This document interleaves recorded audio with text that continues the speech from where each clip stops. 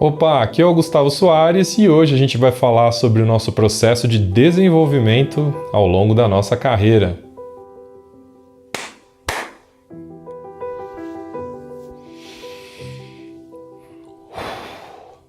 Bom, a ideia para esse papo surgiu porque umas semanas atrás eu estava conversando com o meu cunhado, que é um cara que trabalha na área de desenvolvimento de fragrâncias, e ele pesquisa muito sobre inovação, tendências, e aí conversa vai, conversa vem, ele me apresentou um livro, que é na verdade um livro PDF, né, que você pode baixar pela internet, que uma galera da Inglaterra, que é um grupo que se chama Nesta, utiliza para fazer workshops e discussões acerca desse tema de inovação. Então tem vários diagramas lá que vão abordar o processo de desenvolvimento, aprendizado e sempre com essa perspectiva de inovação, né? E aí eu folheando as páginas lá, fiquei muito impressionado por um diagrama, que talvez seja até um dos diagramas mais simples do livro inteiro, que era um diagrama de uma escada, né? E é uma escada que mostra cada degrau, de certa forma mostra o nosso desenvolvimento, né? O desenvolvimento seriam talvez níveis de senioridade, né, em termos de desenvolvimento. Então esses 5 degraus, né, eu vou traduzir aqui os termos de maneira um pouco mais literal do inglês e depois eu vou contextualizar eles para o português, que eu acho que vai ficar mais fácil. Português não, né, eu vou contextualizar eles para o nosso meio, né, que vai ficar mais fácil de entender.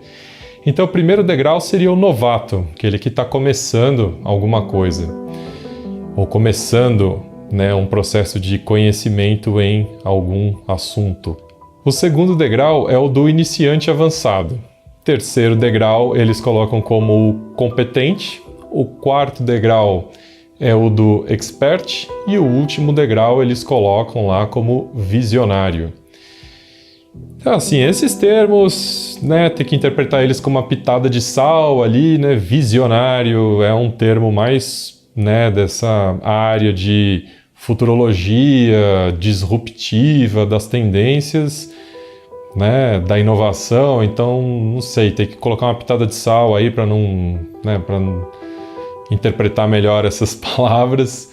Mas se a gente pegar esses 5 níveis, né, de desenvolvimento e trouxer até para o que é próximo dos nossos cargos, né, dentro da nossa área, seja no design, seja na propaganda, enfim, a gente teria o primeiro degrau como de fato um novato, né, alguém que está começando, um estagiário.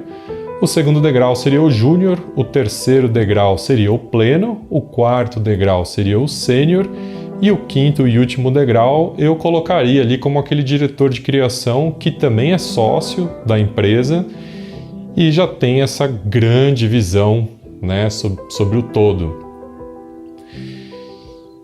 E aí você pode pensar, nossa, mas que coisa redundante, né? Pô, Gustavo, por que você está falando isso? É evidente, né? Os nomes dos cargos mostram e tal. E esse gráfico me pegou porque ao longo da minha vida, né, da minha carreira, eu tive várias oportunidades de ensinar. Então eu dei aula em várias faculdades, tanto na graduação quanto na pós-graduação e em algumas oportunidades no mestrado também. E aí, esses grupos, eles caem exatamente nesses níveis de desenvolvimento. Quer dizer, eu posso estar falando de tipografia igual para uma turma de mestrado e para uma turma de graduação. E dentro da turma de graduação eu posso falar para o primeiro ano, para o segundo, para o terceiro ou para o quarto ano. Pode ser o mesmo assunto, mas a maneira como isso vai ser costurado, né, ou a maneira como esse curso vai ser desenvolvido vai ser radicalmente diferente. E principalmente quando a gente chega lá nos degraus mais altos, a coisa fica super desafiadora, porque já são pessoas muito experientes na área. Então, o que é possível ofertar em termos de aprendizado e ensino para quem já é muito sênior, né? Isso está muito latente porque nos meus últimos anos, eu ofertei muitos workshops presenciais. E a turma era exatamente isso, era uma mistura de estudantes com designers júniors, com plenos, com sêniors muito sêniors, E isso fica muito difícil.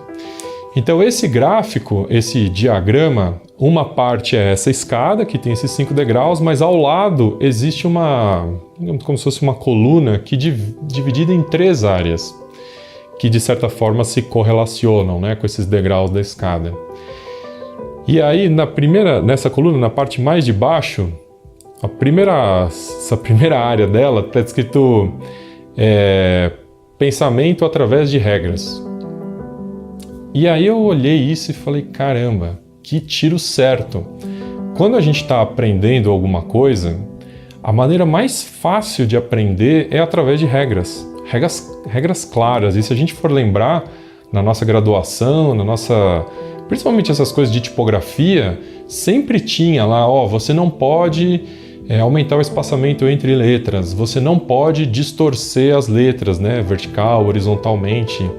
Enfim, são uma série de regras bem definidas, bem claras, mas elas ajudam a gente a se desenvolver, ou seja, a gente vai ficar nelas durante um tempo, até naturalmente a gente passar para essa outra fase, né, para esses outros degraus em que a gente chega nessa segunda área, que lá nesse diagrama já coloca como um pensamento através de situações, ou seja, a gente aprende as regras.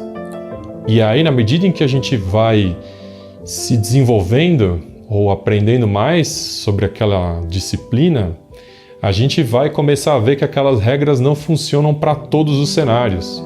E a gente vai naturalmente começar a desenvolver uma crítica para falar, não, nesse contexto eu preciso adaptar essa regra, ou nesse contexto eu preciso mexer um pouquinho nessa regra.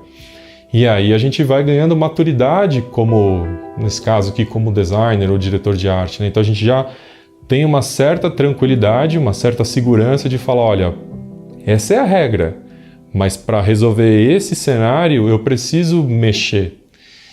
E aí, quando a gente vai subindo mais, né, a gente vai se tornando ainda mais sênior nessa escada, uma coisa muito incrível acontece, porque essa noção de regra, ela de certa forma desaparece. E resta o conjunto de soluções que se apresenta como o mais adequado para resolver um determinado problema, né, uma determinada situação. Não existe mais digamos assim, esse dogmatismo, né? Isso pode, isso não pode.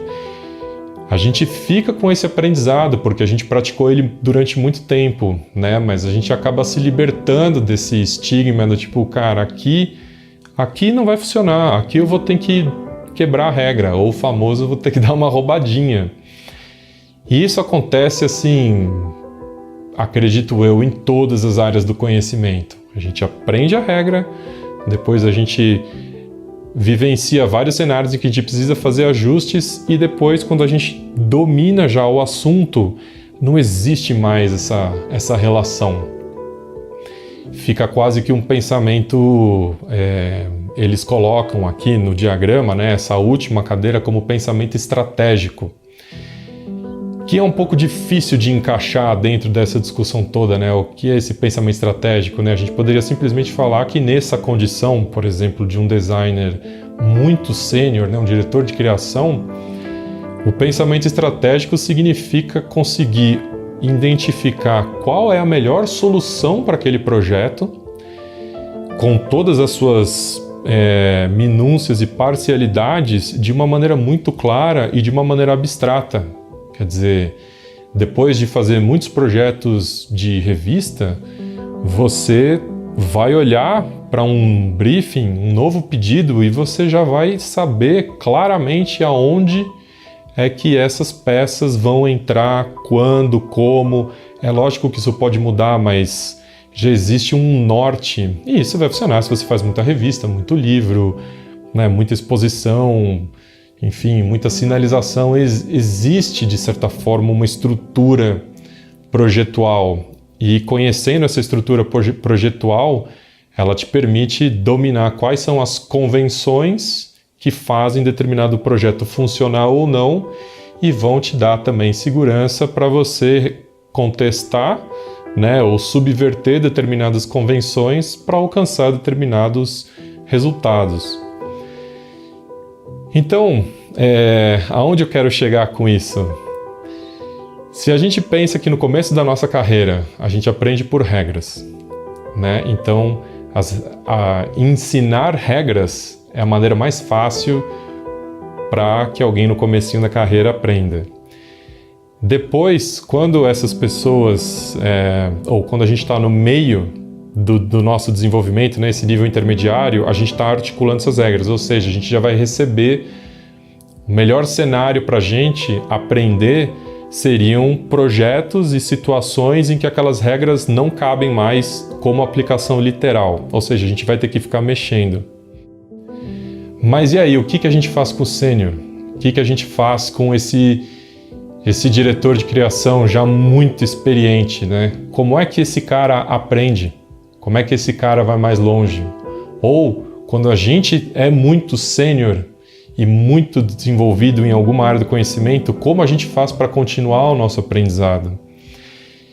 E é aí que o textinho que fica ao lado desse diagrama foi assim, um tiro certo, né? Eles dizem lá, e eu fico muito contente com essa constatação, que quando você está já nesse nível muito desenvolvido, em qualquer área que seja, a sua melhor oportunidade de aprendizado é através do ensino. Então, dentro desse universo de inovação e muito corporativo, eles colocam isso como mentorias, né? Não é, vai ensinar para dar aula. Não, é mentoria. O que é a mentoria? É você se encontrar com uma outra pessoa, né, que pode estar muitos degraus abaixo, mas teoricamente não, teoricamente já é uma outra pessoa que é pelo menos sênior, já tem muita experiência, muita vivência, e você, através do processo da mentoria, você vai transmitir novos conhecimentos e você vai oferecer a essa pessoa cenários e situações para que ela articule tanto os novos conhecimentos, quanto para que ela articule os conhecimentos que ela já tem de maneiras novas. E isso é muito fantástico, né? E se você está numa situação muito parecida com essa, né, de muita senioridade em uma área de conhecimento, testa isso, né? Quando a gente tem que ensinar algo para alguém, principalmente se a gente tem que ensinar algo para alguém que já sabe bastante do assunto, a gente vai ser muito desafiado, né? Vai ser uma situação delicada, não dá para... não é uma questão de você fazer uma entrevista explicando isso para uma dona de casa, não.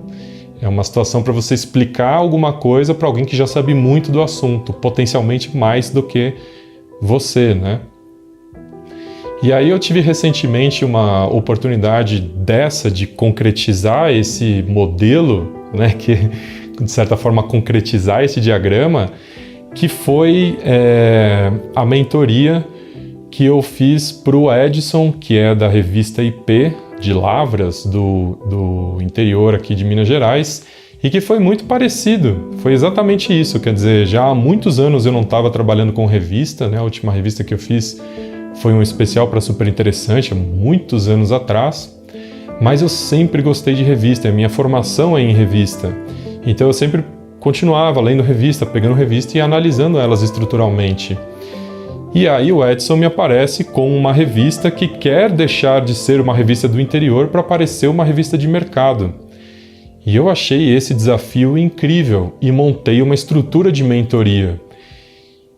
Então o Edson já é um designer sênior que, além de tudo, toca toda a operação da revista. Ou seja, muito atarefado para passar coisas que iam, né, desde, digamos assim, buracos de formação que ele teve, quer dizer, questões de grid, de colunagem, de baseline grid, até coisas que já são realmente muito estratégicas dentro da operação de uma revista, né? Como é que o projeto comercial fica alinhado com o projeto editorial, que fica alinhado com o projeto gráfico, quer dizer, é o extrato mais alto, né? É o estratégico mais alto, não é só o projeto gráfico bonito, não, é qual é o conteúdo que vai estar na revista que está alinhado com oportunidades comerciais e que vão ter que ser materializados através de um projeto gráfico, né? A experiência desse conteúdo e dessa oportunidade comercial tem que estar muito bem materializados através do projeto gráfico, para o público-alvo, para o cenário, para o contexto e tudo mais. E eu me senti extremamente desafiado, quer dizer, como é que eu consigo passar essas coisas para alguém de uma maneira muito eficaz, muito assertiva, em encontros de 2 horas ao longo de 6 encontros, né? Então, esse gráfico que mostra esse processo, né, essa caminhada, ele foi um pouco mágico, porque ele, de uma maneira muito elegante, muito simples, ele me mostrou um mapa, que era um mapa que eu intuitivamente estava navegando por coisas parecidas, mas eu não tinha toda essa clareza. E eu achei isso incrível, né? Então, se você está numa posição tanto de aprendizado quanto de ensino, reflita sobre esses degraus. Se você comanda uma equipe, se você coordena uma equipe, avalie esses degraus, né? E articule essas, o livro chama de ofertas de aprendizado, né? Learning offers. É um termo bonito pra caramba também, né? Quer dizer, quais são as melhores ofertas de aprendizado para cada membro da equipe, para cada momento do projeto. E inclusive para nós mesmos, né? Como é que a gente, já muito sênior em alguma área de conhecimento, continua aprendendo, continua se desenvolvendo. Espero que você tenha curtido essas reflexões. Cara, esse diagrama bateu muito forte. Eu olhei ele e falei, bicho, quanta clareza sobre uma coisa que para mim tava nebulosa, né? Tava meio bagunçada. Me ajudou a articular todo esse racional para compartilhar com você. Então eu espero que você tenha curtido e a gente se vê na próxima. Até mais.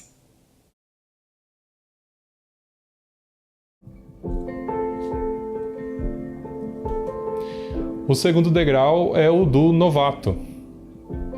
O segundo degrau é o do